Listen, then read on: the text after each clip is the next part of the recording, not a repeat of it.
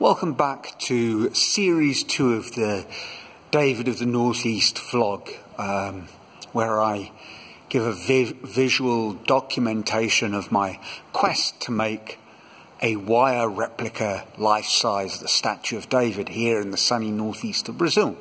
But before I get on to this month's main work, I did a bit of tidying up around the gallery, and here are the three heads from last month, now happily positioned above the main entrance to the gallery. I quite like where they are. Of course, they're well above eye line, but, well, at least they can be seen, whereas before they were sort of scattered on the floor.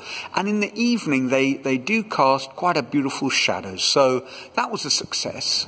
And also, the large mask from a couple of months back has been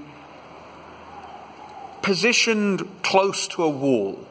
Some of you suggested that you liked the way he would spin around in the breeze, and I did too, but there's also an issue of space here, if I'm being truly honest, and I wanted to see how he would look against the wall, and I quite like him there. I was concerned that there would be some sort of issue of visual interference, but the fact that the dangling man is painted black and he's unpainted helps with a bit of contrast, and I enjoy the sort of playing with scale, that there's a large man, larger than life, who ends up looking small because of this enormous head in the background.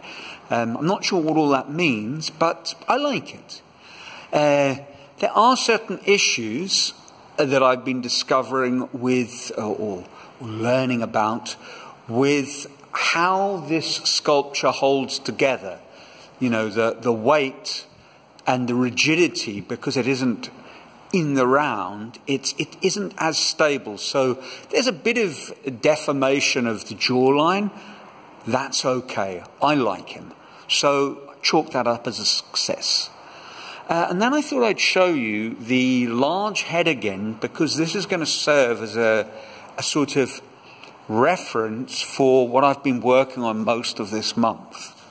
So there he is, and as you recall, the big issue that I had was trying to deal with the narrowness. So, although I am referencing David again, I'm once again not overly concerned about the likeness. You know, it will be what it will be.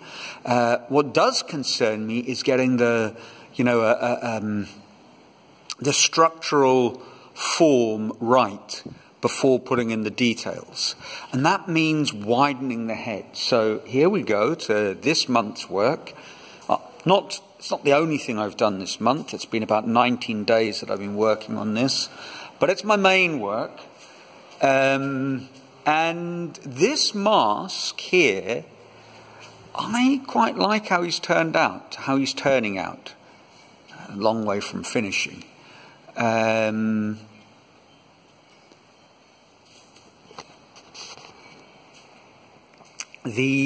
The width issue, I think, has been improved upon. I'm getting a better idea of the angles, and also a better idea of how much space I need to give for the cheekbone.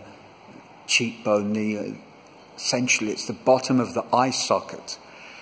But it protrudes out quite a bit beyond the eye, and that's been something I've been working on. Let's see if I do a close-up, if you can see. So this is what I'm talking about, this curve over there, round here. And you can see that little indentation there. That's what I'm looking for. The other thing that I'm trying to work on is to get the jawline position to give a sense of the volume of the cheek. So he is going well. Once again, what started with one size in mind has quickly grown. So he will be a bit bigger than the previous head, a lot wider, and that means it will take quite a bit longer. I mean, it's simply an issue of surface area. Besides the size, of course, there's another thing that I'm noticing, that the density of my mesh is steadily increasing, and that's fine. I like it. Perhaps there's something to be said for the looser weave, and eventually I'd also like to experiment with pieces where there's a lot of density of wire in one area, less in another, to create a sense of shadow. But that's something for the future. Anyway, he's looking good. Progress has been made, I believe.